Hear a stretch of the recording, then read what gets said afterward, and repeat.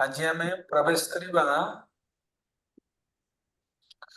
ऋतुदीप एवं जाह्नु दीप गोटे दिन में छोट दीप दुईटे अच्छा चेष्टा कर आज सारे तेणु चलतु आम आज से दीप विषय टे लंग हो पारे टे गोटे पेशेंट श्रवण करेंगे। आज आलोच्य विषय वस्तु हूँ कौन मुझे सेयार करी आम काली मध्यद्वीप एवं कोलद्वीप कौन कौन देखते काली आम बुली ब्रह्म पुष्कर कुरुक्षेत्र पंचवेणी एवं धामेश्वर महाप्रभु जो महाप्रभुकर कठु चरण धारण करता कटु आज पर्यंत भी पूजित होती जो महाप्रभुकर विग्रह तकर जो धर्मपत्नी विष्णु प्रिया को देते आज मध्य से विग्रह अच्छा पूजित होती ये काली आम आलोचना करते। आज आम टॉपिक समुद्रगढ़ तापर चंपाहाटी ये हम कौन ऋतुदीप आम जाह्नदीप आलोचना करिया विद्यानगर एवं जाह्नुमुनि आश्रम ये हमारा आज हाइलाइट पॉइंट हम चलतु आम टाइम की वेस्ट न करी आमर गंतव्य स्थल को जीवा समस्ते रेडी समस्ते मानसिक भाव में प्रिपेयर हो जातु जे आमको जीवा पड़ो कौटी की नवद्वीप धाम परिक्रमा करिया पड़ो तेणु चलते समस्ते नवद्वीप धाम परिक्रमा करवा। ताले प्रथम हूँ कौन ना समुद्रगढ़ ये समुद्रगढ़ कहीं यार महात्मा कौन से विषय आज आम टे आलोचना करवा। समुद्रगढ़ रे समुद्र सेन नामक जड़े राजा थे समुद्रगढ़ रे समुद्र सेन जड़े राजा थे जी भगवान कृष्णकर शुद्ध भक्त थे भगवान कौन भक्ति करते भक्त थे राजा हेले भगवान भक्ति करते तेणु ये जो समुद्र सेनकर कौन है ना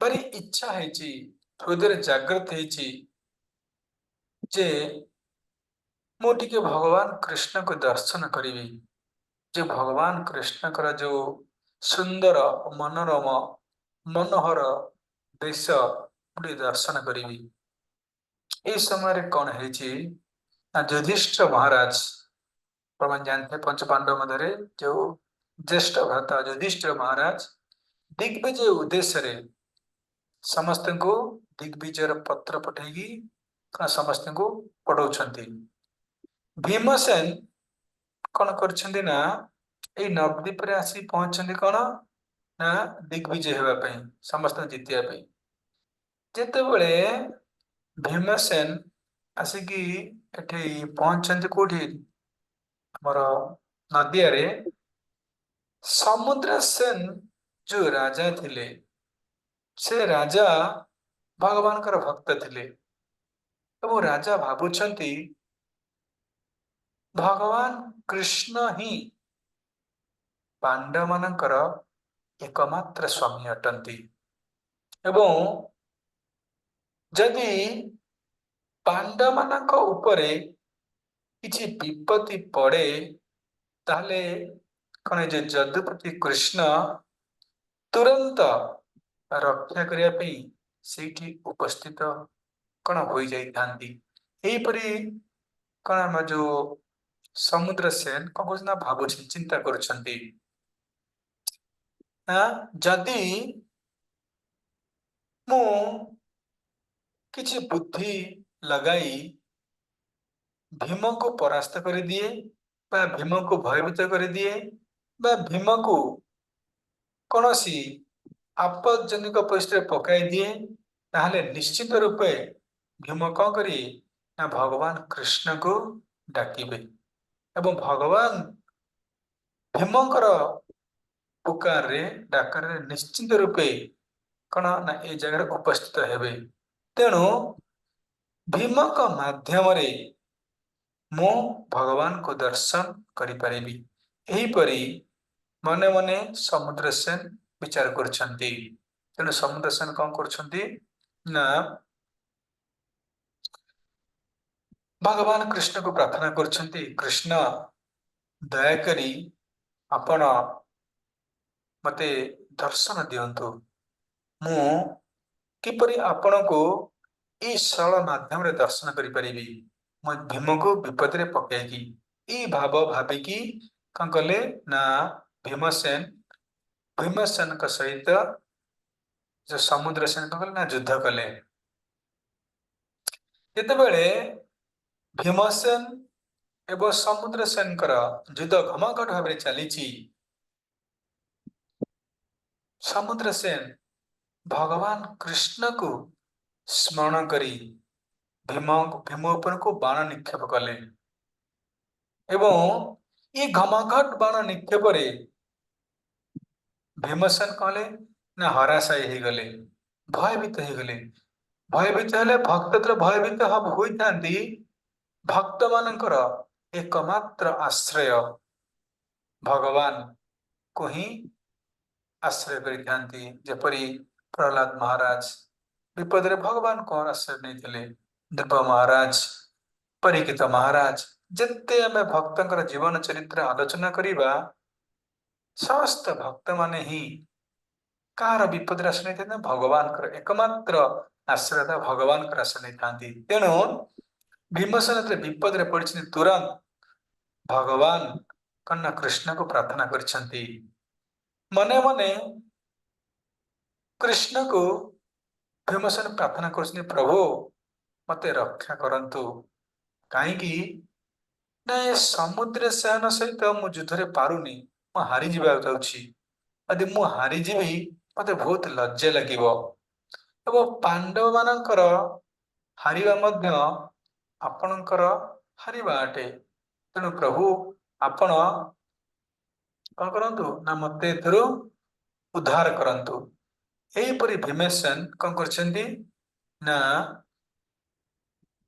भगवान कृष्ण को आतुर प्रार्थना करछंती। भीमसेनकर आतुर प्रार्थना रे भगवान कृष्ण युद्ध भूमि रे आविर्भूत हेले। भीमसेनकर आर्तर नादरे जदियो भगवान कृष्ण युद्ध भूमि रे उपस्थित होइछंती, फिर भी भगवान कृष्ण केवल समुद्र सेन को देखा जाउछंती, आउ केही देखि पारनांती। युद्ध रे उपस्थित हुआ समस्त सैन्य सामंत इविन भीम मध्य जहांक पुकर रे जहांक डाकर भगवान उपस्थित थे, भीमसेन को मध्य भगवान देखा दौनांती। केवल समुद्र सेन ही भगवान को कौन करछंती ना देखि पारुछंती। हेले कहिछि एते समुद्र सेन भगवान कृष्ण को युद्ध भूमि रे उपस्थित देखुछंती ना भगवान कृष्ण कितने सुंदर नव जलधार रूप ऐश्वर मुराती गले डोले बनमाला मुकुतार भाती। भगवान कृष्ण को समुद्र दर्शन कर कि सुंदर रूप। भगवान शरीर अंग हूँ कौन ना मेघ घन बादल समान भगवान का रंग एवं भजयंती माला जहांकर कण ना बेकरे शोभायमान होउची। एपरि भगवान का सुंदर रूप को करुचंती ना समुद्र सेन केवल देखि पारछंती एवं भगवान कर अंगरे आभूषण शोभायमान होउची। लसत कुंडलम गोकुले विराजमानम, अर्थात नमामीश्वरं सच्चिदानंद रूपम लसत्कुण्डलं गोकुले व्रजमानम् जशोदाभियोलुकलाधवमानम् जशोदाभियोलुकलाधवमानम् परामृष्टमत्यन्ततो धृत्य गोप्या କହିବାର ଉଦ୍ଦେଶ୍ୟ ହେଉଛି ଭଗବାନଙ୍କର ପ୍ରତ୍ୟେକ ଅଙ୍ଗରେ ଯୋଉ ଆଭୂଷଣ ମାନେ ଶୋଭାୟମାନ ହଉଛନ୍ତି ଆଭୂଷଣ ମାନେ ଶୋଭା ଭଗବାନ ସୁନ୍ଦର ଏତେ ସୁନ୍ଦର ଯେ ଭଗବାନଙ୍କ ସୁନ୍ଦରତାରେ ଆଭୂଷଣ ଗୁଡିକ ସୁନ୍ଦର ଲାଗୁଛି ତେଣୁ କହିବାର ଉଦ୍ଦେଶ୍ୟ ହେଉଛି ଯେ ସୁନ୍ଦର ସୁନ୍ଦର ଆଭୂଷଣକୁ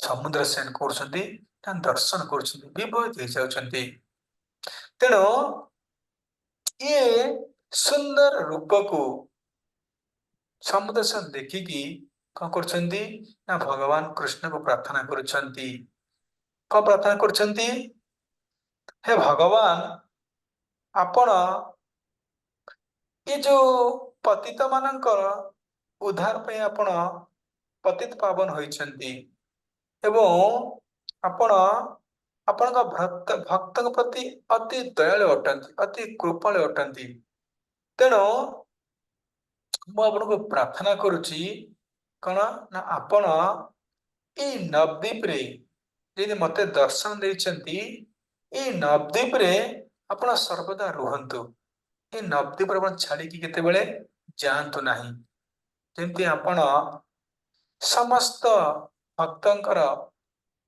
କଣ ଯୋଉ ମନସ୍କାମନା ପୂର୍ଣ୍ଣ କରିଥାନ୍ତି ସେପରି ପ୍ରଭୁ ଇଏ ମୋର ତୀବ୍ର ଇଚ୍ଛା ଯେପରି ଆପଣ ଯେ ସୁନ୍ଦର କମନୀୟ ରୂପ ଏ ରୂପ ଦେଖିକି ମୋର ଇଚ୍ଛା ହଉଛି କଣ ନା ଆପଣ ଏ ନବଦ୍ୱୀପରେ ପ୍ରକଟ ହୁଅନ୍ତୁ ଏ ନବଦ୍ୱୀପ କଣ ନା ଏ ନବଦ୍ୱୀପକୁ ଛାଡିକି ଆପଣ କୁଆଡେ ଯାଆନ୍ତୁନି ନବଦ୍ୱୀପରେ ହିଁ ରୁହନ୍ତୁ ଏଭଳିଆ ପ୍ରାର୍ଥନା ସମୁଦ୍ର ସେନ କାହାକୁ କରୁଛନ୍ତି ନା ଭଗବାନ କୃଷ୍ଣ କରୁଛନ୍ତି ସେଇ ବ୍ରତ ରକ୍ଷା ମୋର କରିଦୟାମୟ ନବଦ୍ୱୀପେ କୃଷ୍ଣ ରୂପେ ହୋଇଲା ଉଦୟ हे दयालु भगवान मोर प्रतिज्ञा को पूरा करने के लिए मुझ पर दया करके आप यहाँ श्री कृष्ण के रूप में प्रकट हो लेकिन मेरा एक अन्य गृह इच्छा भी है कि मैं आपके गौरांग रूप के दर्शन करना चाहता हूँ यहीपरि युद्ध भूमि रे समुद्र प्रार्थना କରୁଛନ୍ତି ଯେ ପ୍ରଭୁ ଆପଣ ଏଇ ନବଦ୍ୱୀପରେ ରୁହନ୍ତୁ ସବୁଦିନ ପାଇଁ ରୁହନ୍ତୁ ଏବଂ ଯେ ନଦୀର ପ୍ରକଟ ହେବେ ଗୌରାଙ୍ଗ ମହାପ୍ରଭୁ ରୂପରେ ଏ ଗୌରାଙ୍ଗ ମହାପ୍ରଭୁଙ୍କର ଏ ରୂପ ମତେ ଦର୍ଶନ କରନ୍ତୁ ତେଣୁ ଭଗବାନ ହଉଛନ୍ତି କଣ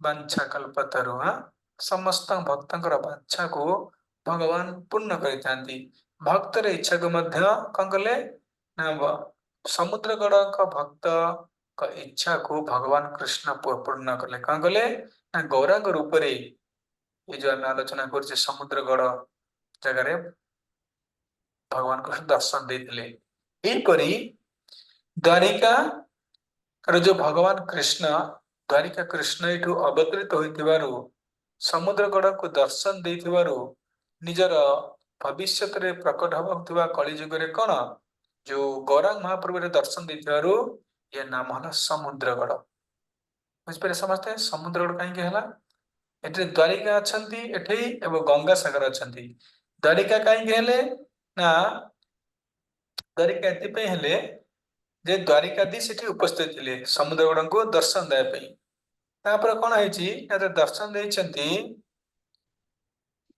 ଏ ଦର୍ଶନରେ ବିଭୋର ହେଇ ସମୁଦ୍ରଗଡ କଣ କରୁଛନ୍ତି ନା ଯୁଦ୍ଧ କରିପାରୁନାହାନ୍ତି ଭଗବାନଙ୍କ ଦର୍ଶନ ପାଇଲେ କିଏ ବି ଯୁଦ୍ଧ କରିପାରିବ ଏଠି ଭୀମସେନ ଭଗବାନଙ୍କ ଦର୍ଶନ କରିପାରୁନାହାନ୍ତି ଭୀମସେନ ଭାବୁଛନ୍ତି ବୋଧେ ଇଏ ରାଜା ବୋଧେ ମୋ କଣ ମତେ ଡରିକି ବୋଧେ ଭୟଭୀତ ହେଇଗଲାଣି କିନ୍ତୁ ପ୍ରକୃତିରେ ଭଗବାନ କୃଷ୍ଣଙ୍କର ଦିବ୍ୟ କମନୀୟ ରୂପକୁ ଦେଖିକି ସମୁଦ୍ର ଗଡ କଣ କରୁଛନ୍ତି ତାପରେ ଆନନ୍ଦ ହଉଛନ୍ତି ଇଏ ଭୀମସେନ ହଉଛନ୍ତି କଣ मते मो ये युद्ध करनी मते मो द्वारा मो भय मते भयभीत हो गलानी तेणु जेतेबेले भीमसेन कौन करछन्ति ना अटैक करछन्ति का समुद्र गड़ को से समुद्र कौन कहछन्ति नाइ मोर पराजय हेला मु आउ युद्ध करिबि नाही मोर युद्ध सरी गला मु तो युद्ध करूथली को पे समुद्र को युद्ध करिवार एकमात्र लक्ष्य थिला भगवान कृष्ण को दर्शन करिवि ये लक्ष्य थिला काहेकि ना भीमसेन यदि विपद रे पड़िबे भक्त विपद रे पड़ले का डाकिबे भगवान को डाकिबे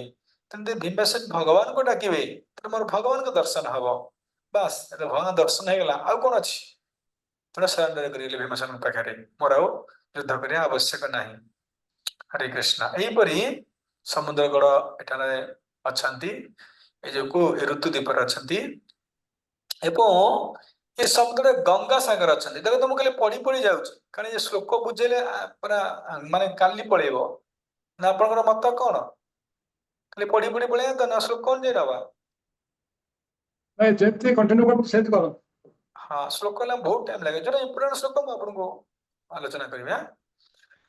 समुद्रगढ़ में गंगा सागर का विद्यमान था ये गंगा सागर समुद्र की प्रेसले एटारे समुद्र आसिया हेता जाह्नवी आश्रय प्रभु पद सेवा करे भक्त भाव लय ये जो समुद्र अर्थात ये जाह्नवीकर आश्रय रे जाह्नवी माने गंगा जी का आश्रय रे समुद्र गड़ एठे आस्ते समुद्र टिके आस्तेले प्रभु पद सेवा करे भक्त भाव लाभे ये समुद्र कौन चैतन्य महाप्रभु पाद पद्म को सर्वदा सेवा करुछंती केंति सेवा करुछंती ना जाह्नवी बले ना सिंधु अति अल्प दिने तब तीरे प्रभु मोर रहिबे विपिने अरे जाह्नवी बा गंगा गंगा देवी समुद्र को समुद्र से न जो सी बीच सी समुद्र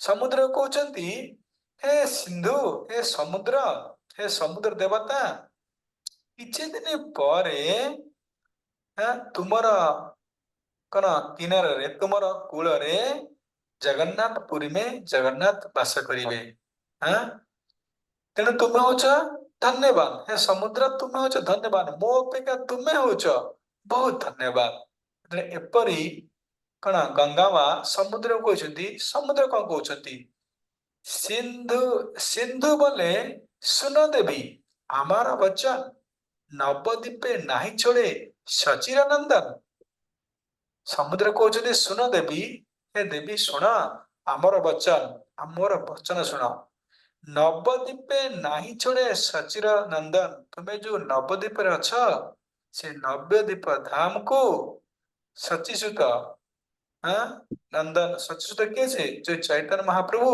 कष्ट निकले छाड़िबे नहीं तेने तुम्हें मो अपेक्षा और भाग्यवान मो पाखे तो जगन्नाथ किछि दिन थिले किंतु तुम पाखे सर्वदा अछंती यद्यपि किछि दिन रहे मम तीरे अप्रत्यके रहे तबु नदिया भितरे जदि मो पाखे जगन्नाथ किछि दिन पे रहिबे किंतु नदिया धाम तो भगवान सर्वदा अछंती तेणु तुम्हें होच कौन मो अपेक्षा आहुरी भाग्यवान नित्य धामे नवद्वीपे प्रभुर हेताय प्रकट हो अपकट लीला वेद गाय अर्थात भगवान सर्वदा ये नदिया रूपी धाम रे प्रकट एवं अपकट लीला सर्वदा करछन्ति तेणु हे गंगा माँ मो अपेक्षा तुम्हें होच कौन सबुठारु भाग्यवान समुद्र की गंगा गंगा से प्रार्थना तेणु समुद्र वर्तमान गंगा माँ को प्रार्थना कर कौन प्रार्थना कर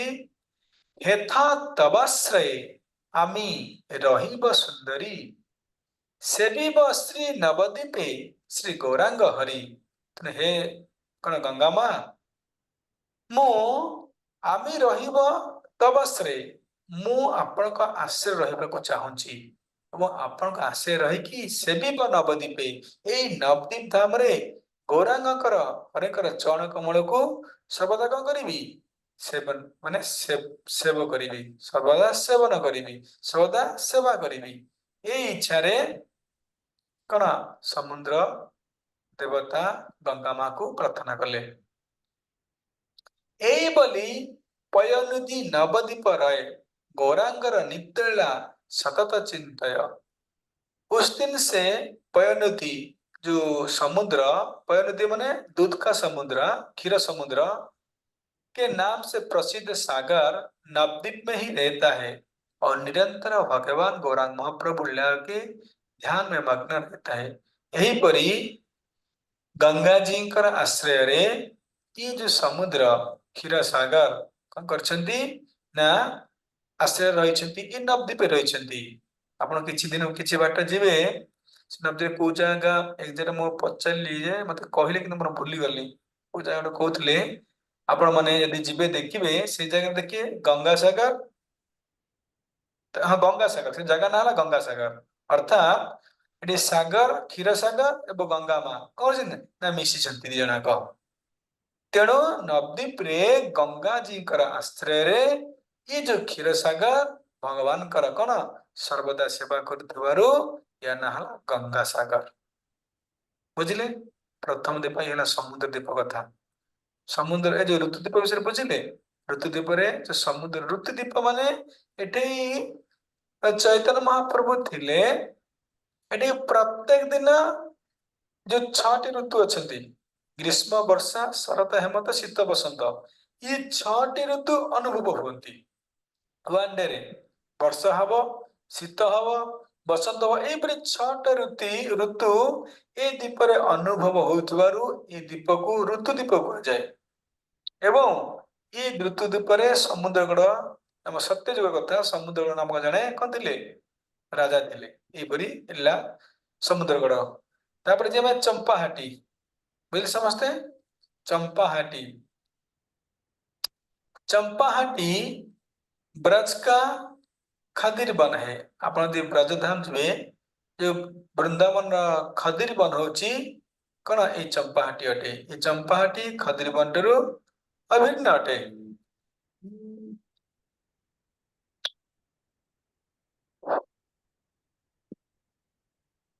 चंपा का लता सखी नित्य चंपक लैया माला गांधी राधा कृष्ण सेविते न गया।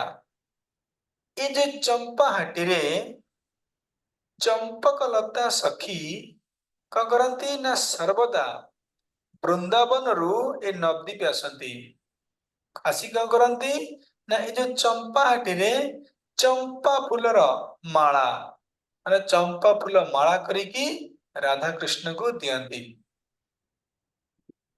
वृंदावन चंपक लता सखी कौन करती ना प्रत्येक दिन ए नवद्वीप आसती ये चंपा फूलर माला करी कौन वृंदावन राधा कृष्ण को कौन करती दियंती।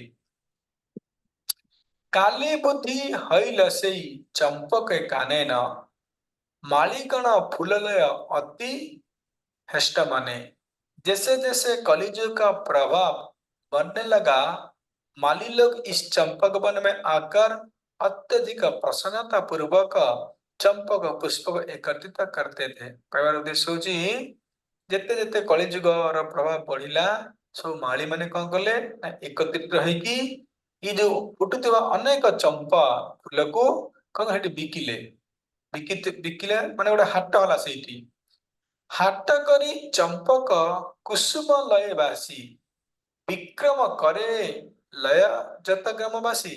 अर्थात एते चंपा फूल सेठी हुए ये ग्रामवासी माने कौन करती चंपा फूल कलेक्शन करी सेठी हाट करती चंपा फूल को बिकती। चंपा फूल को बिकुथबारु बा चंपार हाट ए जगह रे होउथबारु ए जगह नाम कहला चंपा हाटी। बुझिगला चंपा हाटी आम प्रथम गले समुद्रगढ़ तापर गले कौन ना चंपा हाटी। ये चंपा हाटीर आ एक विशेष महत्वपूर्ण कथा अछि। कौन महत्व कथा अछि आपण माने समस्त जानिथिबे जयदेव गोस्वामी ये जयदेव गोस्वामी जी गीत गोविंद रचना करिसेंती जो गीत गोविंद को सर्वदा श्रवण करी आमर कुल देवता जय जगन्नाथ कौन करते ना शयन करी थांती। जो गीत गोविंद को पाठ करी ଆମର କୁଳ ଦେବତା ଜଗନ୍ନାଥ ରାତିରେ ଶୟନ କରିଥାନ୍ତି। ସେଇ ଗୀତ ଗୋବିନ୍ଦର ରଚକତା କିଏ ସେ? ଜୟଦେବ ଗୋସ୍ୱାମୀ। ଜୟ ତେଣୁ ଏଇ ଜୟଦେବ ଗୋସ୍ୱାମୀ କଣ କରିଥିଲେ ନା କିଛି ଦିନ ପାଇଁ ଆସିକି ଏଇଠି, କିଛି ଦିନ କଣ ବହୁତ ଦିନ ପର୍ଯ୍ୟନ୍ତ ଏଇ ଯୋଉ ଚମ୍ପାହାଟରେ ରହିଥିଲେ। ଯେତେବେଳେ ଲକ୍ଷ୍ମଣ ସେନ ନଦିଆର ରାଜା, ଜୟଦେବ ଜୟଦେବ ନବଦ୍ୱୀପେ ହନତାର ପ୍ରଜା। ଥରେ କଣ ହେଇଛି ନା ଯେତେବେଳେ ଲକ୍ଷ୍ମଣ ସେନ ବୋଲି ଜଣେ ବ୍ୟକ୍ତି ଏ ନଦିଆର ରାଜା ଥିଲେ, ସେ ସମୟରେ ଏ ଜୟଦେବ ଗୋସ୍ୱାମୀ କଣ କରିଥିଲେ ନା ନଦିଆରେ ତାଙ୍କ ପ୍ରଜା ରୂପରେ ରହୁଥିଲେ।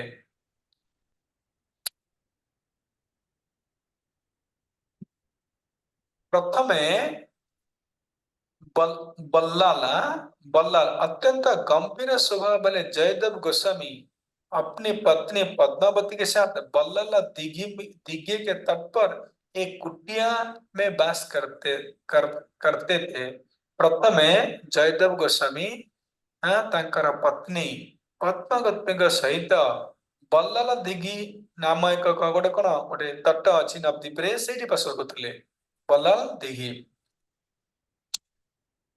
जयदेव गोस्वामी ଯେତେବେଳେ ଦଶ ଅବତାର ସ୍ରୋତକୁ ରଚନା କରିଥିଲେ, ଏଇ ଦଶ ଅବତାର ସ୍ରୋତକୁ ଥରେ ଏ ଯୋଉ ନଦିଆର ରାଜା କିଏ ଥିଲେ ଲକ୍ଷ୍ମଣ ସେନ କଣ କଲେ ଥରେ ପଢିଲେ ଏବଂ ଏଇ ଦଶ ଅବତାର ସ୍ରୋତକୁ ପଢି ଏ ଯୋଉ ସୁରସେନ କଣ କଲେ ନା ପୁରା ମୁଗ୍ଧ ହେଇଗଲେ ଏବଂ ସୁରସେନ ପଚାରୁଛନ୍ତି ଇଏ ଏ ଯୋଉ ଦଶ ଦଶ କିଏ ରଚନା ୟା ରଚୟିତା କିଏ ସେ କିଏ ରଚନା କରିଛନ୍ତି? ତାଙ୍କର ପ୍ରଜା ଗୋବର୍ଦ୍ଧନ ପଚାରୁଛନ୍ତି। ଗୋବର୍ଦ୍ଧନ କହୁଛନ୍ତି ମହାରାଜ ଏ ଦଶ ଅବତାର ଶ୍ରୋତା ଆଉ କିଏ ନୁହଁ, ଜୟଦେବ ରଚନା କରିଛନ୍ତି। ନାଇଁ ଜୟଦେବ କିଏ ସେ? ନାଇଁ ଜୟଦେବ ଆଉ କେହି ନୁହଁ, ଆମର ପ୍ରଜା ଜଣେ ସେ ବଲ୍ଲାଲ କଣ ତଟ ପାଖରେ ବସିକି ରଚନା କରୁଛନ୍ତି। ତେଣୁ ଏପରି ଯେତେବେଳେ ଲକ୍ଷ୍ମଣ ସେନ ଜାଣିଲେ ଯେ ମୋର ଜଣେ ପ୍ରଜା ନଦୀ ରହି କେତେ ସୁନ୍ଦର କଣ ଶ୍ଲୋକ ବା ଦଶବତାର ଶ୍ଲୋକ ରଚନା କରିଛନ୍ତି, ଲକ୍ଷ୍ମଣ ସେନଙ୍କର ଭାରି ଇଚ୍ଛା ହେଲା। କଣ ଇଚ୍ଛା ହେଲା ନା ଜୟଦେବକୁ ଦର୍ଶନ କରିବା ପାଇଁ। सुनिया गोपने राजा करिया संधान रात्र जोगे आई लताबे जय देवस्थान वैष्णव बेसे ते राजा कुटीरे प्रवेश जया देवनाती करी बैसे कदेशे। ଯଦି ଏମିତି ପଢିଆ ରାତି ପାଇଛି ଆମେ ସାରି ପାରିବାନି, ସେ ସ୍ପିଡ ହଉଛି ଯୋଉଠି ଦରକାର ଇମ୍ପୋର୍ଟାନ୍ସ ଲୋକ ମୁଁ ଆଲୋଚନା କରୁଛି। ସମସ୍ତେ ଭିଡିଓ କାଇଁ ଅଫ୍ କରିଛନ୍ତି? ନିଦ ଲାଗୁଛି କି ସମସ୍ତେ କି ଶୋଇଯାଇଛି ସମସ୍ତେ ନା କଣ? ଭିଡିଓ ଅନ୍ କରନ୍ତୁ। ହରେ କୃଷ୍ଣ। ଭିଡିଓ ଅନ୍ କରିକି ଆକ୍ଟିଭେସନ ଶୁଣ କଲେ ଭଲ ହୁଅନ୍ତା। ଭିଡିଓ ଅନ୍ କଲେ ଦି ଜଣ ଆକ୍ଟିଭ ହେବେ, ଶ୍ରୋତା ଆକ୍ଟିଭ ହେବେ ଆଉ ବକ୍ତା ବି ଆକ୍ଟିଭ ହେବେ, ନାଇଁ କଣ? ଭିଡିଓ ଅଫ୍ କଲେ ଶ୍ରୋତା ବି ଇନଆକ୍ଟିଭ, ବକ୍ତା ବି ଇନଆକ୍ଟିଭ। ତେଣୁ ସମସ୍ତଙ୍କୁ ଅନୁରୋଧ, ଆପଣ ଯଦି ପୁରାକୁ ଭଲ ଲାଗି ଶ୍ରବଣ କରିବାକୁ ଚାହୁଁଛନ୍ତି ତାହେଲେ ଆପଣ ମାନେ କଣ କରନ୍ତୁ, ଭିଡିଓ ଅନ୍ କରି ଶୁଣନ୍ତୁ। ସୁନିଆ ଗୋପନେ ରାଜା କରିଆ ସନ୍ଧାନ, ଯେତେବେଳେ ଇଏ ସନ୍ଧାନ ପାଇଲେ ଯେ ମୋର ରାଜ୍ୟରେ ଇଏ ଜୟଦେବ ଗୋସ୍ୱାମୀ ବାସ କରୁଛନ୍ତି, ଏଭଳି କବି ବାସ କରୁଛନ୍ତି। ଯଦିଓ ଜୟଦେବ ଗୋସ୍ୱାମୀ ଭଗବାନଙ୍କ ଭକ୍ତ ଥିଲେ, ତେଣୁ ରାଜା କଣ କଲେ ନା ରାତିରେ ବୈଷ୍ଣବର ବେଶ ଧାରଣ କଲେ। ବୈଷ୍ଣବ ବେଶ ମାନେ କଣ? ଧୋତି ଆଉ କୁର୍ତ୍ତା ପିନ୍ଧିକି ଗଲେ, ରାଜା ବେଶରେ ଗଲେନି। ବୈଷ୍ଣବ ହରିବୋଲ ବୈଷ୍ଣବ ବସେତେ ରାଜା କୁଟୀର ପ୍ରବେଶ, ବୈଷ୍ଣବ ବେଶ ଧାରଣ କରିକି ରାଜା କଣ କଲେ ଯୋଉ ଜୟଦେବ ଗୋସ୍ୱାମୀ କୁଟୀରେ ପ୍ରବେଶ କଲେ ଏବଂ ଜୟଦେବ ଗୋସ୍ୱାମୀ କଣ କଲେ ନା ଯାଇକି ତାଙ୍କର ଏକ ଯୋଉ କୁଟିଆର ଗୋଟେ କୋଣରେ ବସିଲେ। ଜୟଦେବ ଜାଣିଲେ ନା ଭୂପତିଏ ଜନ ବୈଷ୍ଣବ ବେଶତ ଆଇଲ ହୟ କିଞ୍ଚନ। ଜୟଦେବ ଗୋସ୍ୱାମୀ ଜାଣିଦେଲେ। କଣ ଜାଣିଲେ? ଆରେ ଭୂପତିଏ ଜନ, ଇଏ ତ ରାଜା, ବୈଷ୍ଣବ ବେଶ ଆଇଲ, ଇଏ ବୈଷ୍ଣବ ବେଶ ଧାରଣ କରିକି କରୁଛନ୍ତି ନା ଏଠାକୁ ଆସିଛନ୍ତି, ଅକିଞ୍ଚନ ଭାବରେ ଆସିଛନ୍ତି। ଅଳ୍ପ କ୍ଷଣେ ରାଜା ତବେ ଦେୟ ପରିଚୟ। କିଛି ସମୟ ପରେ ଶୀଘ୍ର କଣ କଲେ ନା ରାଜା ସୁରସେନ ନିଜର ପରିଚୟ ପ୍ରଦାନ କଲେ ଯେ ମୁଁ ହଉଛି ରାଜା ସୁରସେନ ବୋଲି। ଜୟଦେବ ଯାଚେ ଯାଇତେ ଆପନା ଆଲୟ। ଏବଂ ଜୟଦେବକୁ ପ୍ରାର୍ଥନା କଲେ, କଣ ପ୍ରାର୍ଥନା କଲେ ନା ଅତ୍ୟନ୍ତ ବିରକ୍ତ ଜୟଦେବ ମହାମତି ବିଷୟ ଗୃହୀତ ଯେତେ ନାକର ସମ୍ମତି। ଯଦିଓ ସରି ଜୟଦେବ ଗୋସ୍ୱାମୀ କଣ ଥିଲେ, ବୈରାଗୀ ଥିଲେ, ବିରକ୍ତ ବୈରାଗୀ ଏବଂ ଆଉ କଣ ଥିଲେ, ବିରକ୍ତ ବ୍ୟକ୍ତି ଥିଲେ। ସେ ଏ ଭୌତିକ ଲୋକମାନଙ୍କ ସହିତ କଣ କରୁଥିଲେ ନା ସମ୍ପର୍କ କରୁନଥିଲେ ବା କଥାବାର୍ତ୍ତା ହଉନଥିଲେ। ବୁଝିପାରୁଛନ୍ତି, ଯୋଉମାନେ ଭୌତିକବାଦୀ ସେମାନେ କଣ କରୁଥିଲେ, ସେ କଥା ହଉନଥିଲେ। କୃଷ୍ଣ ଭକ୍ତ ଜୟଦେବ ବଲିଲା ତଖନ ତବ ଦେଶ ଛାଡି ଆମେ କରିବ ଗମନ। ହେ ରାଜା, ତୁମେ ହଉଛ କଣ ରାଜା, ଐଶ୍ୱର୍ଯ୍ୟରେ ପରିପୂର୍ଣ୍ଣ, ମୁଁ ହଉଛି କଣ ସାଧୁ। ତେଣୁ ତୁମେ ଯଦି ମତେ ବାଧ୍ୟ କରିବ ବା ମୋ ଘରକୁ ଆସିବ, ତାହେଲେ ମୁଁ କଣ କରିବି, ମୁଁ ଛାଡିକି ତୁମ ନଦୀକୁ ମୁଁ ପଳେଇବି, ମୁଁ ନଦୀରେ ରହିବି ନାହିଁ। କୃଷ୍ଣ ଭକ୍ତ ଜୟଦେବ ଏ କଥା କହିଲେ, କହିଲେ ମୁଁ ଆଉ ନଦୀକୁ ରହିବିନି, ତୁମେ ଯଦି ଏପରି ମତେ ଆସିକି କଣ କରିବ, ମୋ ପାଖକୁ ଆସିବ, କାରଣ ତୁମେ ରାଜା ଐଶ୍ୱର୍ଯ୍ୟରେ ପରିପୂର୍ଣ୍ଣ, ମୁଁ ତୁମକୁ କେମିତି କେମିତି କରିବି। ନା ମନା କରିଦେଲେ, କହିଲେ ନା ତୁମେ ଯଦି ମୋ ପାଖକୁ ଆସିବ ତାହେଲେ ମୁଁ ବାଧ୍ୟ ହେଇକି ଏଇ ନଦୀ ଛାଡିକି ପଳେଇବି। ବିଷୟ ସଂସର୍ଗ କଭୁ ନାଦେୟ ମଙ୍ଗଳ। ଯଦି ମୁଁ ବିଷୟ ମାନଙ୍କର ସଙ୍ଗ କରିବି ତାହେଲେ ମୋର କେତେବେଳେ ମଙ୍ଗଳ ହବନି। ଗଙ୍ଗା ପାର ହয়ে ଯାଏ ଯଥା ନୀଳାଚଳ। ତାହେଲେ ଯଦି ତୁମେ ମୋ ପାଖକୁ ଆସିବ, ମୁଁ ଗଙ୍ଗା ପାର କରି ନୀଳାଚଳ ଜଗନ୍ନାଥ ପୁରୀକି ପଳେଇବି। ଏହିପରି ଜୟଦେବ ଗୋସ୍ୱାମୀ ରାଜା ସୁରସେନକୁ କହିଲେ।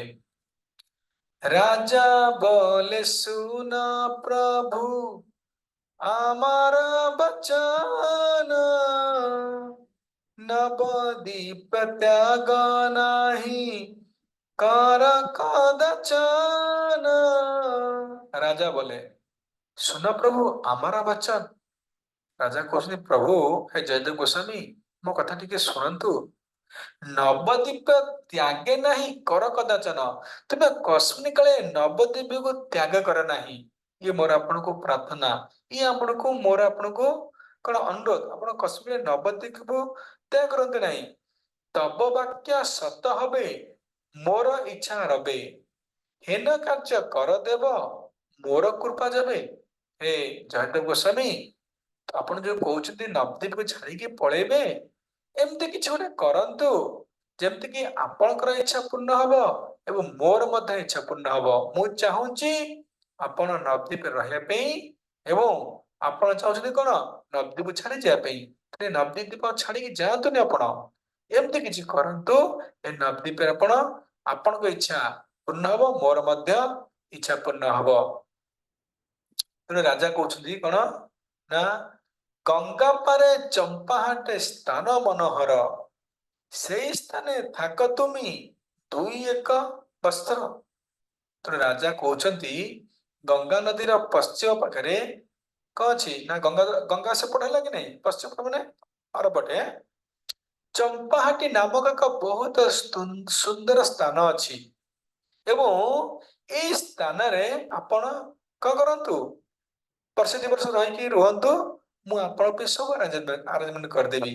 ଆପଣ ନଦୀର ଗଙ୍ଗା ନଦୀ ସେପଟେ ଯୋଉ ଚମ୍ପାହାଟ ଅଛି ସୁନ୍ଦର ସ୍ଥାନ, ଏଇ ଚମ୍ପାହାଟିକି ଯାଆନ୍ତୁ, ମୁଁ ଆପଣଙ୍କର ସବୁ ବ୍ୟବସ୍ଥା କରିଦେବି, ଆପଣ ସେଠି ରୁହନ୍ତୁ। ଏପରି କଣ କଲେ ନା ଚମ୍ପାହାଟିକି ଏ ଯୋଉ ରାଜାଙ୍କର ଅନୁରୋଧ କ୍ରମେ ଏ ଜୟଦେବ ଗୋସ୍ୱାମୀ ଚମ୍ପାହାଟିକି ଆସିଥିଲେ ଏବଂ ଚମ୍ପାହାଟିରେ କଣ ସୁନ୍ଦର ସୁନ୍ଦର କାବ୍ୟ ରଚନା କରିଥିଲେ। ମନ ଥିବ ଆପଣ ଥରେ ଜୟଦେବ ଗୋସ୍ୱାମୀ ସୁନ୍ଦର, ମୋର ମନ ପଡୁନି ସେ ଗପଟା କଣ, ଏ ମାଟି ଖୋଳୁ ଖୋଳୁ ପାଣି ବାହାରୁଥିଲା, ଏକ୍ଜାକ୍ଟ ଏଇଠି ବାହାରିଥିଲା କଣ ବୋଧେ ମତେ ଲାଗୁଛି, କୋଉଠି କହିଥିଲେ ମୁଁ ଜାଣିନି ଆଉ, କିନ୍ତୁ ମତେ ଲାଗୁଛି ଏଇଠି କହିଥିଲେ। ଏହିପରି ଜୟଦେବ ଗୋସାଇ କଣ କଲେ ନା ଚମ୍ପାହାଟି ଆସିଥିଲେ। ତେଣୁ ଚମ୍ପାହାଟି ହଉଛି ଏ ଋତୁ ଦ୍ୱୀପରେ ଜାଗା, ସୁନ୍ଦର ଜାଗା। ଦେଖିବେ ଚମ୍ପା ଫୁଲ ଭିତରେ କଣ ଜାଗାଟି ଅତି ସୁନ୍ଦର ମନୋରମ ଜାଗା। ତେଣୁ ଆପଣ ମାନେ ସମସ୍ତେ ଯାଇକି ୟାକୁ ଦର୍ଶନ କରନ୍ତୁ। ଠିକ ଅଛି, ତାହେଲେ ଋତୁ ଦ୍ୱୀପରେ ଆମେ କଣ ଆଲୋଚନା କଲେ ନା ସମୁଦ୍ର କଣ ଚମ୍ପାହାଟି ଏ ସବୁ ଆମେ ଆଲୋଚନା କରିବା, ଏବେ ସମୟ ନାହିଁ। ଏ ସମ୍ପୂର୍ଣ୍ଣ ଆଲୋଚନା କଲେ ଗୋଟେ ଦିନ ଲାଗିଯିବ ପୁରା। ତେଣୁ ମୁଁ ଯେତିକି ଆମ ପାଇଁ ଦରକାର ମୁଖ୍ୟ ମୁଖ୍ୟ ଶ୍ଲୋକ କହିଲେ ଆପଣଙ୍କ ପାଖରେ ପ୍ରକାଶ କରୁଛି, ବୁଝିଲେ। ହୁଁ। ବର୍ତ୍ତମାନ ଆମେ ଯିବା କୋଉଠି ନା ବିଦ୍ୟାନଗର, ନାଇଁ ସରି, ବର୍ତ୍ତମାନ ଇଏ ସରିଲେ କଣ ଋତୁଦୀପ। ବର୍ତ୍ତମାନ ଆମେ ଜାହ୍ନୁ ଦ୍ୱୀପରେ ପ୍ରବେଶ କରିବା। ଜାହ୍ନୁ ଦ୍ୱୀପ ବା ଜାହ୍ନୁ ମୁନିଙ୍କ ଆଶ୍ରମ ପ୍ରବେଶ କରିବା। ଋତୁଦୀପ ନାଇଁ, ଟିକେ ଋତୁଦୀପ ବିଷୟରେ ଆଉ କିଛି ଅଛି। ସରି, ଆଉ ଟିକେ ଅଛି। देखते देखते तबे रातपुरु चले सबे, देखे सेई नगरर शोभा। ये ऋतुदीप विषय वर्णना कराଯାଉଛି ଯେ ଋତୁଦୀପ କଣ ଅତି ସୁନ୍ଦର, ଅତି ସୁନ୍ଦର ବନରେ ପରିପୂର୍ଣ୍ଣ। ये କଣ ବର୍ଣ୍ଣନା ବହୁତ ସ୍ଥାନ କରାଯାଇଛି। ये ଜାଗା ହଉଛି ବହୁତ ଆକର୍ଷକ ଜାଗା। ଏଠାରେ ବୃକ୍ଷ ସହିତ କଣ ବୃକ୍ଷ ସମସ୍ତଙ୍କୁ ଆହ୍ୱାନ କରିଥାଏ।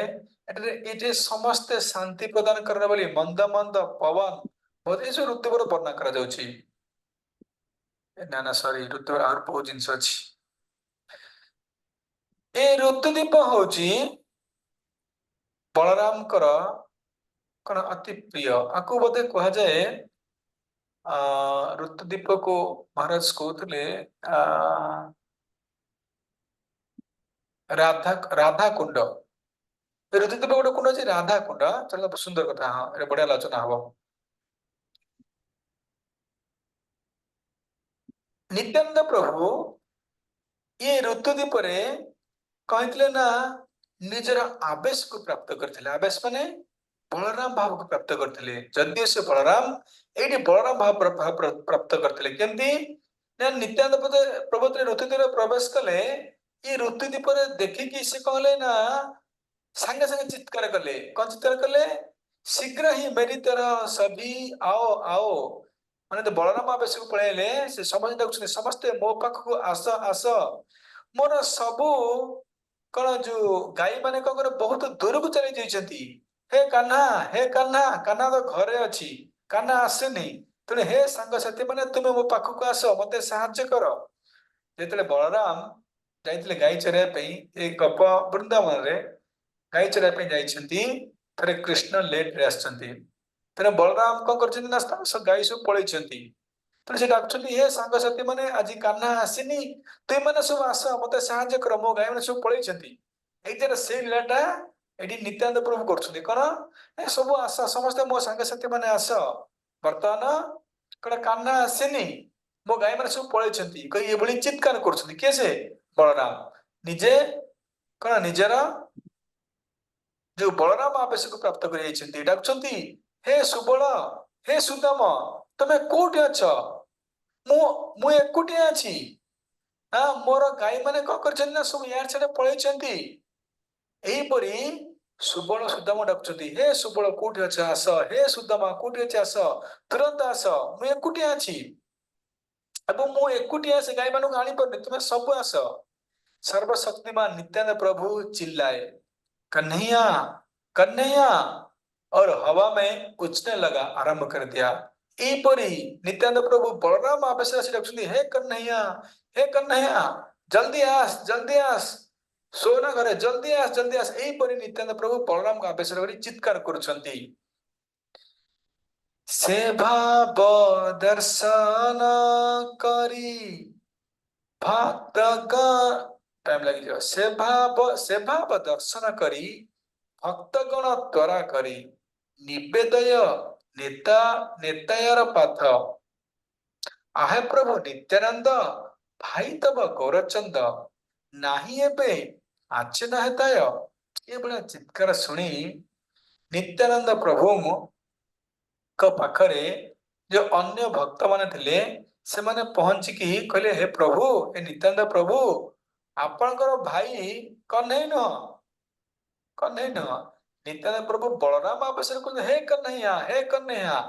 तुम कहाँ हो, इधर आओ, इधर आओ, इधर आओ। किंतु एठी कौन संगति माने कहउछंती, नित्यानंद प्रभु तुमर भाई कन्हई नुह, तोर भाई किए से गौरचंद, गोराचंद। ये जो गौरचंद्र एठी से नहीं। ଏଇଭଳି ଆସିକି କଣ ତାଙ୍କର ସାଙ୍ଗସାଥୀ ମାନେ ନିତ୍ୟାନନ୍ଦ ପ୍ରଭୁ କହିଲେ ତୁମର ଭାଇ କହ୍ନେୟ ନୁହଁ, ତୋର ଭାଇ ଗୌରଚନ୍ଦ୍ର। ଓ ଗୌରଚନ୍ଦ୍ର କଣ ଏଠି ନାହାନ୍ତି, ପଳେଇଛନ୍ତି ଛାଡିକି। ତେଣୁ ନିତ୍ୟାନନ୍ଦ ପ୍ରଭୁ କହୁଛନ୍ତି ସନ୍ନ୍ୟାସ କରିଆ ହରି, ଗେଲ ନୀଳାଚଳ ପରି, ଆମେ ତୋର କାଙ୍ଗାଳ କରିଆ। ଏଇ ଯୋଉ ଗୌରଚନ୍ଦ୍ର ସନ୍ନ୍ୟାସ ଗ୍ରହଣ କରି ନୀଳାଚଳ ନୀଳାଚଳ ପଳେଇଛନ୍ତି, ଆମେ ଦ୍ୱାରା କାଙ୍ଗାଳ କରିବା ଅର୍ଥାତ ଆମ ମାନ ସମସ୍ତଙ୍କୁ ଛାଡି ଚୈତନ୍ୟ ମହାପ୍ରଭୁ ସନ୍ନ୍ୟାସ ଦୀକ୍ଷା ଗ୍ରହଣ କରି ନୀଳାଚଳ ପଳେଇଲେ। ତାହା ଶୁଣି ନିତ୍ୟାନନ୍ଦ ହଇଲେନ ନିରାନନ୍ଦ। ଏକଥା ଶୁଣିକି ନିତ୍ୟାନନ୍ଦ ପ୍ରଭୁ କଣ ଆହୁରି କ୍ରନ୍ଦନ କଲେ। କାନ୍ଦି ଲୋଟି ଭୂମିତେ ପଡିଆ, କାନ୍ଦିକି କଣ ଭୂମିରେ ଗଡିଲେ। ନିତ୍ୟାନନ୍ଦ ପ୍ରଭୁ ଶୁଣିଲେ, ତା ସାଙ୍ଗତ ମାନେ କଣ କହିଲେ, ତୁମର ଭାଡ ଭାଇ କିଏ ସେ, ତୁମର ଭାଇ ଗୌରଚନ୍ଦ୍ର କଣ କରିଛନ୍ତି ନା ସନ୍ନ୍ୟାସ ଦୀକ୍ଷା ଗ୍ରହଣ କରି ନୀଳାଚଳ ପଳେଇଛନ୍ତି ଏବଂ ଆମ ସମସ୍ତଙ୍କୁ ଛାଡି ଏକୁଟିଆ ନୀଳାଚଳ ଯାଇଛନ୍ତି ହେରି। ଏକଥା ଶୁଣି ନିତ୍ୟାନନ୍ଦ ଆହୁରି ଦୁଃଖିତ ହେଇଗଲେ, ଆହୁରି କ୍ରନ୍ଦନ କଲେ ଏବଂ କାନ୍ଦି କାନ୍ଦି ଭୂମିରେ କଣ କଲେ ନା ଗଡିଲେ। ଇ ଦୁଃଖେ କାନୟ ଭାଇ, ଆମା ସବେ ଛାଡି ଯାଇ ସନ୍ନ୍ୟାସୀ ହଇଲ ନୀଳାଚଳେ। କି ଦୁଃଖେ ଅର୍ଥାତ କେଉଁ କଣ ପାଇଁ, कन्हैया भाई नित्यानंद प्रभु ने गौरांग को कन्हैया नाम से संबोधित किया। हे मेरे भ्राता कन्हैया, आपने किस कारण से संन्यास लिया। हे मोर भाई कन्हई, क्यों कारणरू तुम्हें संन्यास दीक्षा ग्रहण कल और नीलाचल जाने के लिए हम सबको यहाँ पीछे छोड़ दियो। तुम्हें संन्यास कौन पे संन्यास दीक्षा ग्रहण कल एवं आम समस्त को तुम्हें छाड़ी नीलाचल कहीं एकुटिया गल, आम सब छाड़ी तुम नीलाचल कहीं एकुटिया गल। मैं अब और अधिक समय के लिए जीवित नहीं रह पाऊंगा, मैं जमुना नदी के जल में कूद जाऊंगा। ये शब्द बोलकर भगवान नित्यानंद नित्यानंद प्रभु अचेत हो गए। जितेबाला नित्यानंद प्रभु जाइले जे मोर गौरांग प्रभु आम समस्त को छाड़ी नीलाचल पड़े जाइछन्ति, सन्यास दीक्षा नहीं जाइछन्ति। हे कन्हैया, हे कन्हैया, तुमे हमको कहीं छाड़ी के एकुटिया नीलाचल पड़ेल, कहीं सन्यास दीक्षा ग्रहण कल, आमे कौन अपराध करिथिलु। हाँ मु आउ तुमर विरह रे बंची पारुनी, मते बहुत कष्ट होउची। तेणु मु वर्तमान ये जमुना नदी जल रे कण डेईकी निजर जीवन झास देदेवी। एक ये भलिया चित्कार करे नित्यानंद प्रभु अचेत हो जाउछन्ति चैतन्य महाप्रभुଙ୍କର विरह रे। नित्यानंदे महाभाव करी सबे अनुभव, हरिनाम संकीर्तन करे। ये नित्यानंद प्रभु अचेत हो जाउछन्ति। समस्त भक्त वृंद कौन करछन्ति ना कीर्तन करछन्ति, हरे कृष्ण हरे कृष्ण। तुम भी कीर्तन करो, नित्यानंद प्रभु का कणा चेता आ जाएगा, सब लोग कीर्तन करो। हरे कृष्ण कृष्ण कृष्ण हरे हरे, हरे राम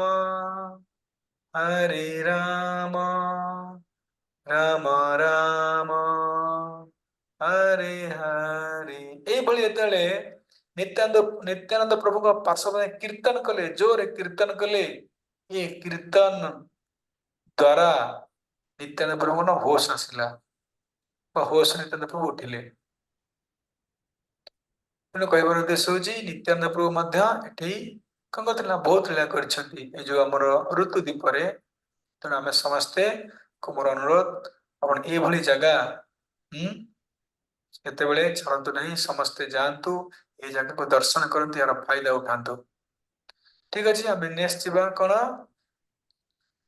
ना जाह्नमुनि आश्रम। ठीक अच्छे नोट देखो मुझे कही जाह्नमुनि आश्रम। अक्षय प्रभु कौन भोक लगे बोधे खाऊं बोधे खातु खातु चलो खाई पार्टी काम पार्टी प्रसाद पातु कान ये प्रसाद भी जाऊ कान जे जे ऋषि जे जे विद्या करे अध्ययन एस नहीं नहीं এটা হলো বিদ্যানগর সরি জাহ্নমুনি আশ্রম।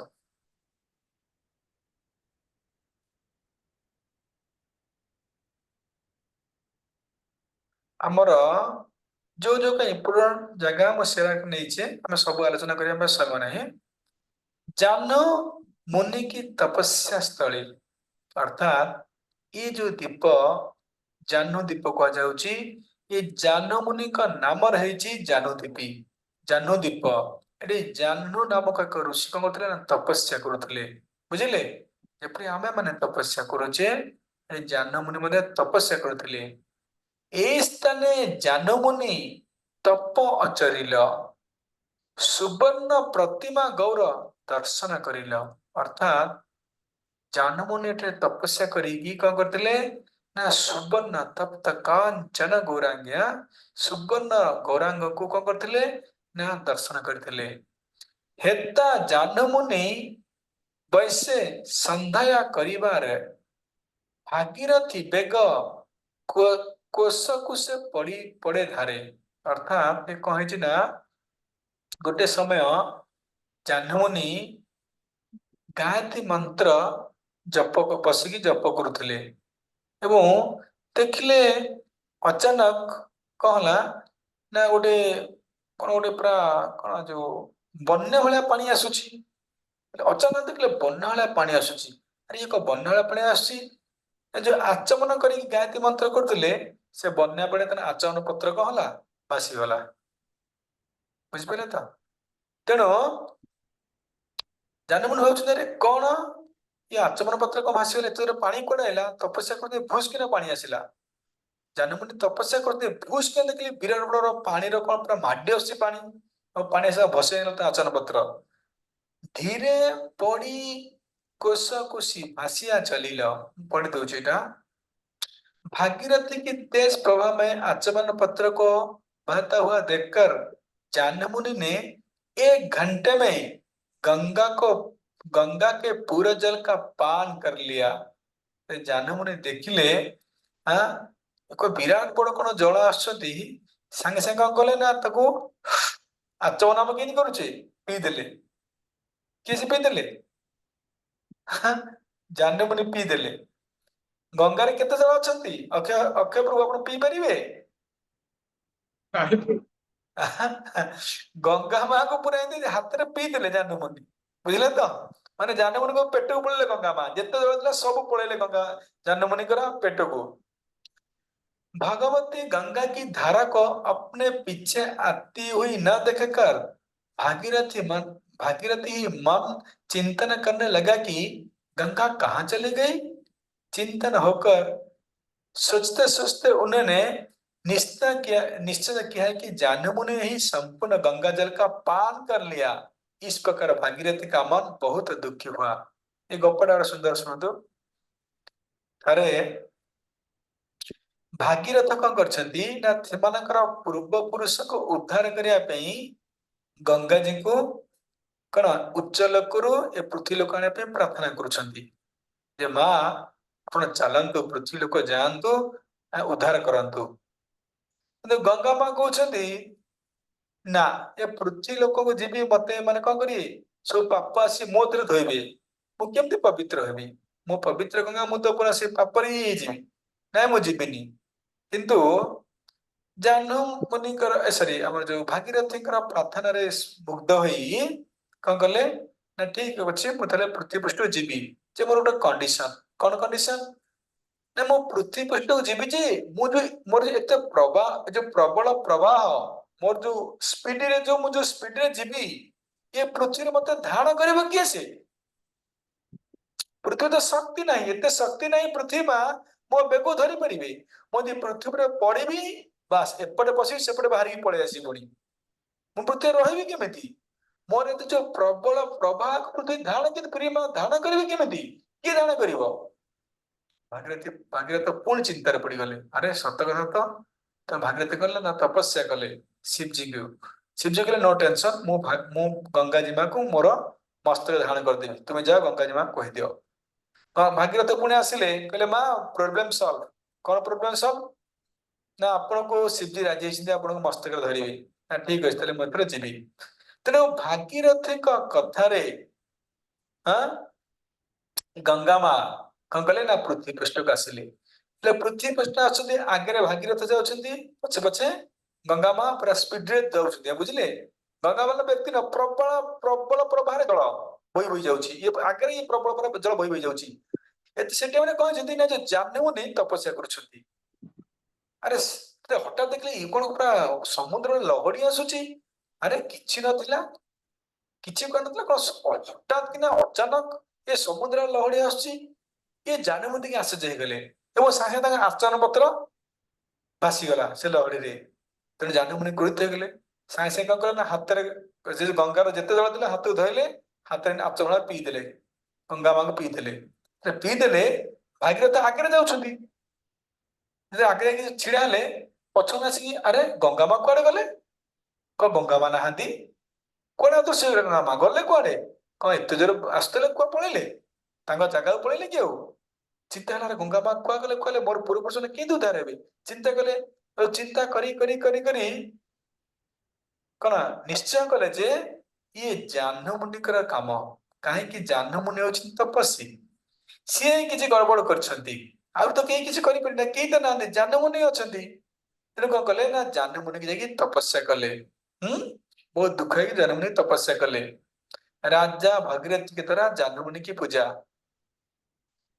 कत दिन मुनिरे पूजिल महाधीर अंग विदारिया अंगा गंगा करिल बाहर जेतले जाह्नू मुनि की तपस्या कले जे माने बहुत तपस्या कले तो जाह्नू मुनि कौन कले ना तपस्या शांति कौन कले धैर्य धारण करके भागीरथी ने बहुत दिन तक जाह्नू मुनि की पूजा की बहुत दिन पर्यंत ये भागीरथ जाह्नू मुनि को पूजा कले जाह्नू मुनि ने अपने शरीर का एक अंग से चीरकर गंगा को बाहर निकाल दिया अरे बहुत दिन पर्यंत जाह्नू मुनि का तपस्या कले जाह्नू मुनि कौन कले गंगा माँ को पी देते ना पुणी गंगा माँ को जंघ चिरी देले जंघ चिरिकी पुणी गंगा माँ को बाहर करदेले पुणी गंगा माँ चलले बुझिले तो तेणु जाह्नू मुनिकर जंघरू ये गंगा माँ प्रकट होइथिबारु कहला गंगा का नाम भी है जाह्नवी जाह्नवी तट बने जगमन लोभा बुझते जो जाह्नवी तट बने जगमन लगा ये जाह्नवी तट ए गंगा माँ ताकर ना केमती हैला ना जाह्नू ऋषिकर अंगरू प्रकट हेले पुणी थे गंगा माँ तेणु ताकर ना हैला जाह्नवी बुझीगला ये जाह्नवी माँ को आम कौन जाह्नू मुनि का आश्रम जाह्नवी जाह्नवी गंगा माँ ये गंगा का ना है जी जाह्नवी बुझिले तो समस्त दर्शन कले आज कौन कौन दर्शन कले आपण माने सब समुद्र कड़ समुद्र तीन कथा हम आलोचना कले कौन ना समुद्र समुद्र जो राजा थे जड़े एवं द्वारिका गंगा सागर मध्य समुद्र कड़ अच्छा चंपाहाटी रे कौन सूर्यसेन राजा थिले आम आलोचना कले तापरे आमको आलोचना कले चंपाहाटी रे आमर जयदेव गोस्वामी आसते भी आलोचना कले नेक्स्ट आम आलोचना कले जाह्नू मुनि का आश्रम ये हूँ कौ द्वीप जाह्नू द्वीप जो गंगा माँ का ना जाह्नवी गला अर्थात जो द्वीप रे गंगा माँ को जाह्नू ऋषि पी देते पुणी ये जो भागीरथ कौन तपस्या संतुष्ट हुई पुणी अंगरू पुणी गंगा को बाहर कले तेणु ना होगा कौन जाह्नवी द्वीपर ना होगा जाह्नू द्वीप समझते बुझिपारे हरे कृष्ण आ 10 मिनट मात्र सारदे कहीं कला हाँतुनि शेष में आम आलोचना करवा कौन आज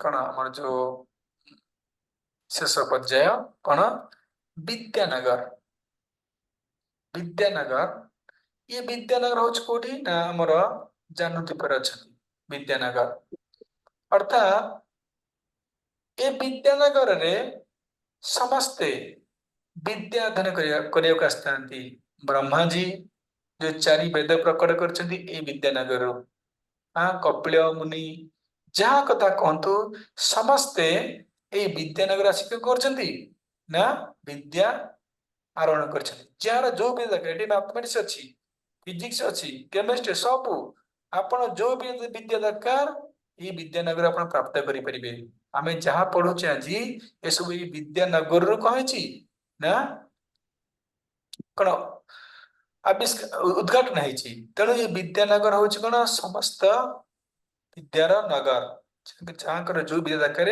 समस्त आसिक विद्यानगर प्राप्त कर विद्यानगर चैतन्य महाप्रभु सुंदर लीला अच्छी वर्णना करी कौन करवा कथा को विराम दबा तेरे विद्यानगर कहे ना ए विद्यानगर रे चैतन्य महाप्रभु आसिक कौन करती विद्या प्रदान करती पिला मानू पढ़ाती दिने आपण मैंने जानते काश्मीर पंडित जड़े विद्वान थे जी माँ सरस्वती पुत्र थे ध्यान से श्रवण करो मैं प्रश्न पूछूंगा आपको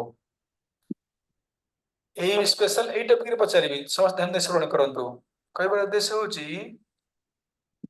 जो काश्मीर पंडित माँ सरस्वती पुत्र थे बा आपण मैंने कहींपरिबे माँ सरस्वती को तपस्या करी माँ सरस्वती माँ कृपा कर तुम जीवन कौटी हार जेते शास्त्र जेते जहाँ जो आलोचना हम सब जीतब ये बर काश्मीर पंडित प्राप्त करते तेणु माँ सरस्वती बरे बलियान ये काश्मीर पंडित बहुत गर्व थिला बहुत निजक गर्व करुले जुआड़ जाऊे गोटे सर्टिफिकेट आणिक आसुले कौन मु दिग्विजयी मु दिग्विजयी मु दिग्विजयी जो जाते जुक्ति करुले सारी गोटे मु दिग्विजयी ये गर्व सदाबले मरला गर्व गर्वान्वित होते कि से शुणी जे ए नवद्वीप बहुत पंडित रोचंती तेणु दिन आम नवद्वीप जावा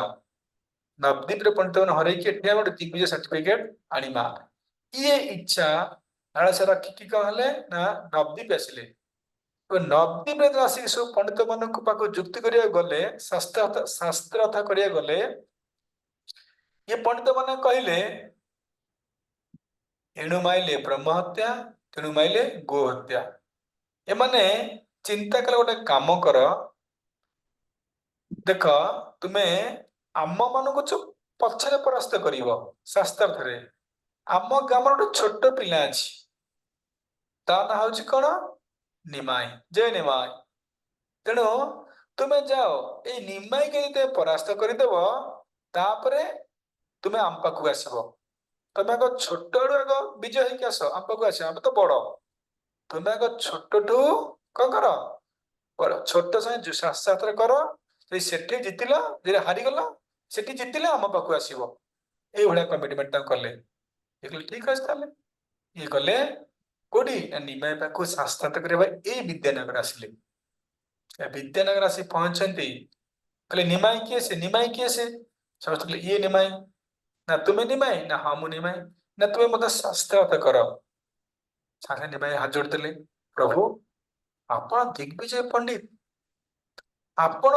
शास्त्र पारंगम मु कौन आप शास्त्रार्थ करी ना मुझे ना मोर सर्टिफिकेट दरकार तुम ग्राम पंडित मैंने कहते तुमको हरैले मत मु सर्टिफिकेट नेबी मोर दरकार प्रभु मु हरई पारि मु छोट पिला मुझे शिष्य सदृश मु कौन आप शास्त्रार्थ करी ना करा पड़ो ठीक अच्छे आज्ञा तेरे क्या शास्त्र करवा ना गंगा जी ऊपर शास्त्र हम गंगा के ऊपर ठीक अच्छे ये काश्मीर पंडित कौन कले ना गंगा का विषय रे झंझा झंझा बात अर्थात 100 ଶ୍ଲୋକ ଧର ଧର ଧର ଧର କରି ରଚନା କରିଥିଲେ।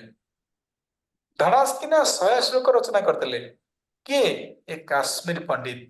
ଏବଂ ଧଡ଼ାସ ଧଡ଼ାସ କଣ କଲେ ନା ଯେପରି ବାତ୍ୟାରେ ପବନ ବହେ ସେହିପରି ଇଏ 100ଟି ଶ୍ଲୋକକୁ କଣ କଲେ ନା ଧଡ଼ାସ ଧଡ଼ାସ ବୋଲିଦେଲେ। କିଏ ସେ?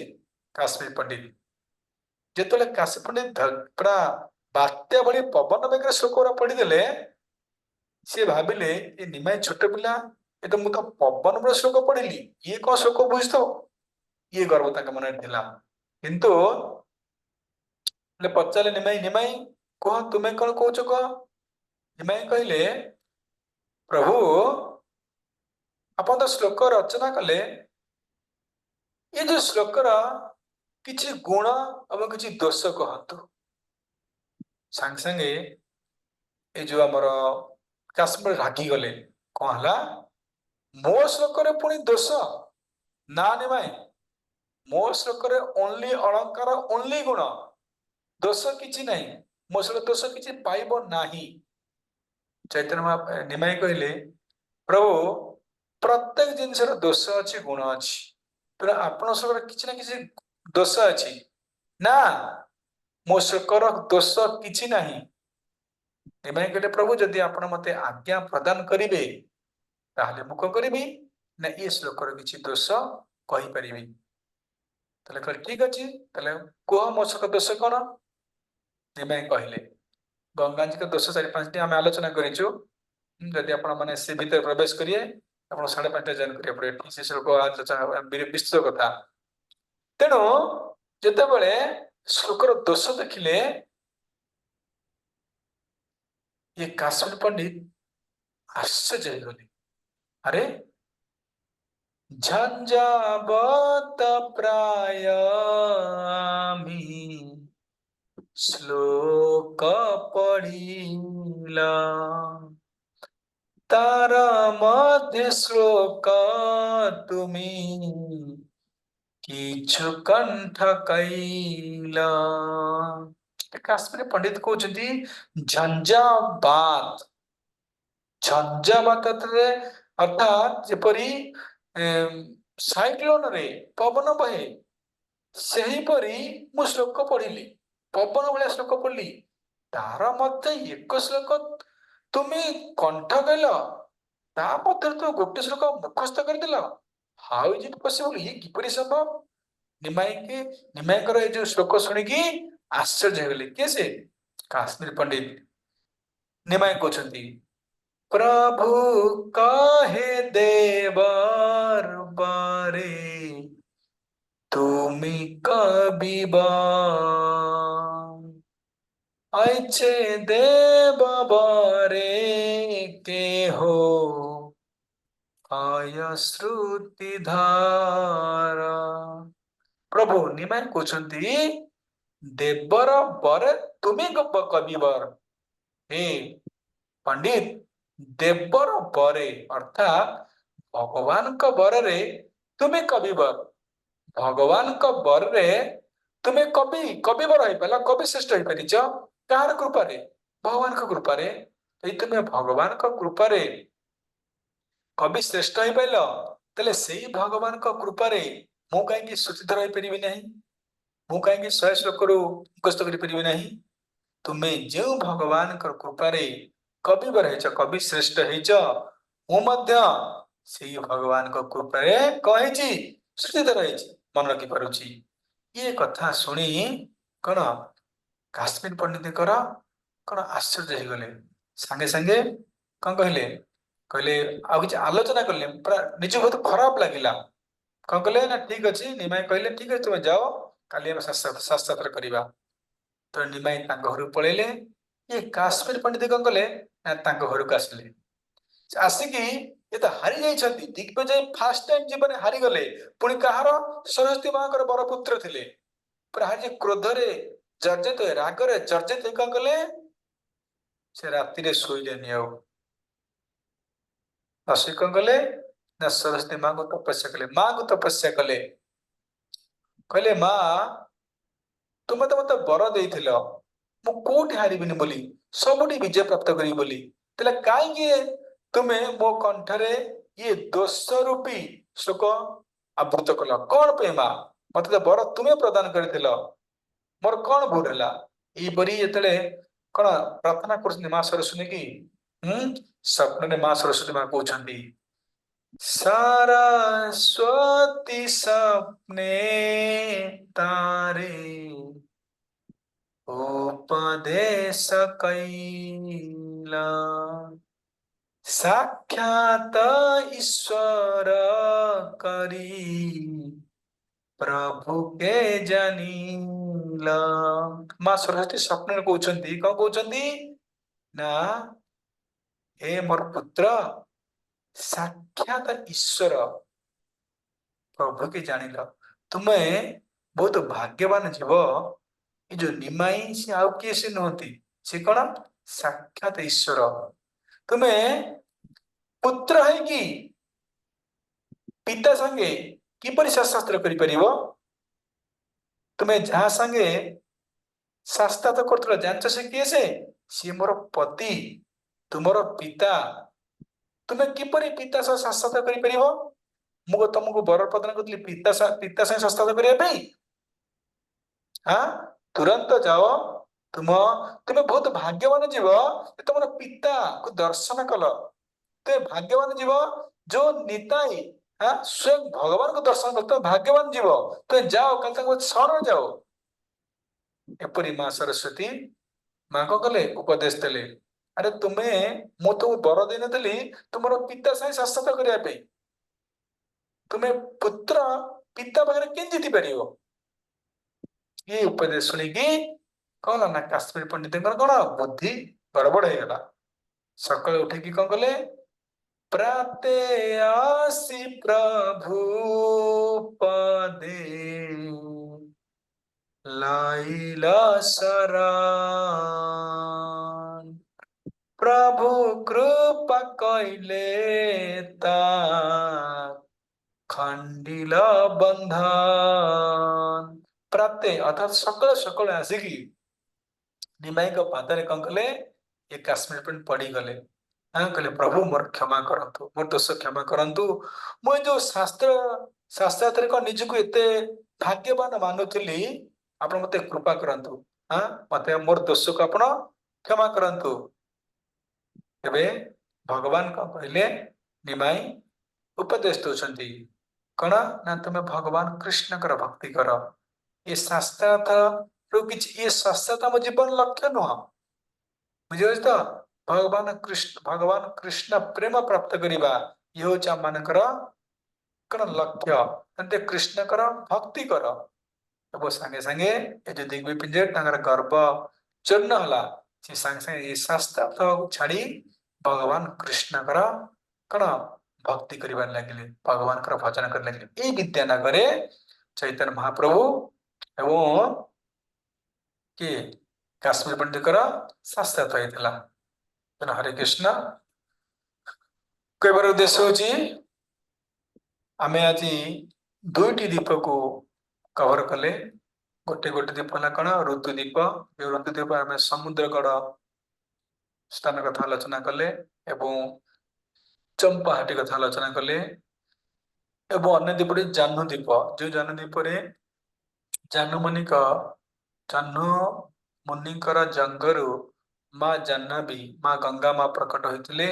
विद्यानगर जो जगह अच्छी विद्यानगर आप चलन दर्शन करेंगे, जो ये जो केशव काश्मीर सॉरी काश्मीर पंडित और चैतन्य भाव साक्षात साक्षात रही नहीं काश्मीर पंडित भूल बुझी पारी से शास्त्र को छाड़ी भगवान कृष्ण भक्त होते। हरे कृष्ण। बहुत समय बोध हो कौन ठीक अच्छे। कार किसी प्रश्न अच्छे आप पचारि पारे, नचेत आज आम कवर कले के सात दीप कवर कले आ दुईटी दीप आमको 2 दिन लगे भावुची। मंगल बुधवार बोधे आमर दीप पूरा ऑनलाइन नवदीप मंडल परिक्रमा सर। आपको केमती लगुच ऑनलाइन नवदीप मंडल परिक्रमा केमती लगुच आपको? .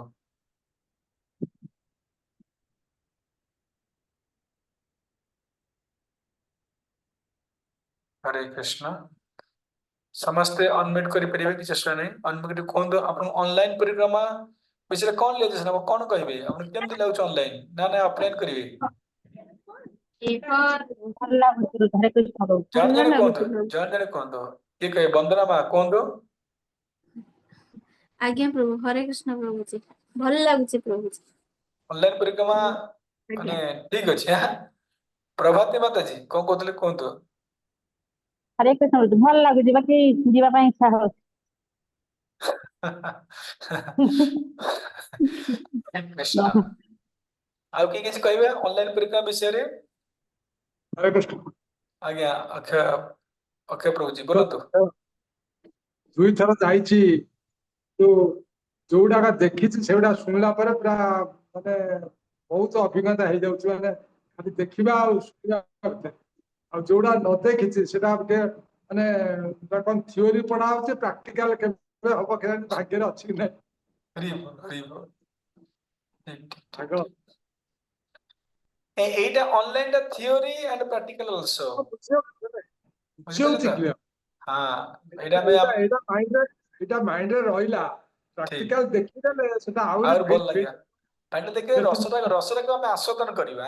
ଆରେ ଏଇଟା ଚାରିଟା ଋଷି ବିଦ୍ୟାନଗର, ଏଇଟା ବିଦ୍ୟାନଗର, ଏମିତି ଆପଣ ରସ ଆସ୍ୱାଦନ କରିବେ, ନାଇଁ କଣ? ହରି ବୋଲ, ହରି ବୋଲ। ଆଉ କିଏ କିଛି କହିବେ? ହରେ କୃଷ୍ଣ। ଆଉ କାହାର କିଛି ମତ? ସତ୍ୟ ପ୍ରଭୁ, you can say something. Hari बोल। हरे कृष्ण प्रभु, दंडवत प्रणाम। हाँ समझ कौन तो यार। प्रभु केबे जीवा? अभी अभी जाएंगे, चलो तो आज टिकट कर दो। आज्ञा ठीक है, जीवा जीवा जीवा 17 तारिख जा, 17 रे अछि हमर। ए पुଣି सତରେ 17, हाँ ଏଇ 17 ରେ ଯିବା। आज्ञा ଆଉ କିଏ କିଛି କହିବେ? ହରେ କୃଷ୍ଣ। ଆପଣ ମାନଙ୍କୁ କେମିତି ଅନଲାଇନ ପରିକ୍ରମା କେମିତି ଲାଗୁଛି? କି କିଛି ଭୁଲ ହଉଛି ବି ଆପଣ କୁହନ୍ତୁ, ଆମେ ପୁଣି ନେକ୍ସଟ ଅନଲାଇନ ପରିକ୍ରମା ତାକୁ ରେକ୍ଟିଫାଇ କରି କରିବା। या ପରେ ଆମର ପୁଣି ଅଛି ବୃନ୍ଦାବନ ପରିକ୍ରମା ଇନ ଅନଲାଇନ 30 ଡେଜ, 30 ଦିନ ଲାଗିବ। ଏଇଟା ବୃନ୍ଦାବନ ପ୍ରତ୍ୟେକ ଜାଗା ଆମେ ବୁଲିବା, ବୁଝିଲେ? ଆପଣ ଆପଣ ସେ ଜାଗା ଶୁଣି ନଥିବେ। ଆମେ ଯାଉଛେ ସର୍ଟରେ ବୁଲି ପଳେଇ ଆସିଛେ, ଶୁଣ ବହୁତ ସୁନ୍ଦର ସେ ଜାଗା ଅଛନ୍ତି ବୃନ୍ଦାବନ ପରିକ୍ରମା। ତାପରେ ପୁରୀ ପରିକ୍ରମା, ପୁରୀରେ ଆହୁରି ବହୁତ ଜାଗା ଅଛି। ଆପଣ ମାନେ ପୁରୀରେ ସାମନେ କାନେ ଶୁଣି ନଥିବେ, ପୁରୀ ଆପଣଙ୍କୁ ଆହୁରି ଆନନ୍ଦ ଦବ। ଯଦିଓ ପୁରୀ ଆମ ପାଖରେ, କିନ୍ତୁ ପୁରୀ କିଛି ଦେଖିନେ, କିଛି ଦେଖିନେ। ମୁଁ ତ ଆଜି ପର୍ଯ୍ୟନ୍ତ କିଛି ଦେଖିନଥିଲି, 1% ଦେଖିନା। 1% ଦେଖିନେ। ଠିକ। ତାହେଲେ ଆମେ ଅନଲାଇନ ପରିକ୍ରମା ଯୋଉ ଆମେ କରିବା, ये ବୃନ୍ଦାବନ ପରିକ୍ରମା, ତାପରେ ଜଗନ୍ନାଥ ପୁରୀ ପରିକ୍ରମା, ତେଣୁ କହିବାର ଉଦ୍ଦେଶ୍ୟ ହଉଛି ये ପରିକ୍ରମାରେ ଆମର କଣ ଭୁଲ ହଉଛି, କଣ ଠିକ ହଉଛି, ଆପଣ ମାନେ କିଛି କମେଣ୍ଟସ କରନ୍ତେ, ତାହେଲେ ଆମେ ତାକୁ ନେକ୍ସଟ ଟାଇମ ପୁଣି ଆହୁରି ରେକ୍ଟିଫାଇ କରି କରିବା, ଆହୁରି ସୁନ୍ଦର ଭାବରେ କରିବା। ତେଣୁ ୟା ଉପରେ କି କିଛି ମତ ଦେବେ କି? ଦେଲେ ବହୁତ ଭଲ ହୁଅନ୍ତା ଆମର। କେହି କିଛି କହିବେନି? ସବୁ ରାଗିଛନ୍ତି ନା କଣ, ନା ସବୁ ଶୋଇ ପଡ଼ିଲେଣି ଖାଇକି? ହରେ କୃଷ୍ଣ। हरे कृष्ण। ଅନ୍ନପୂର୍ଣ୍ଣା ମା କୁହନ୍ତୁ। हरे कृष्ण प्रभु जी, दंडवत प्रणाम। बहुत ଭଲ, ବହୁତ ଭଲ, ବହୁତ ଭଲ। ଶୁଣୁଛୁ ତ, ଦେଖିଲେ ଯାଇ ମନ ଶାନ୍ତି ହବ। ନାଇଁ ଆକୁ କଣ ରେକ୍ଟିଫାଇ କେମିତି କଣ କରିପାରିବା?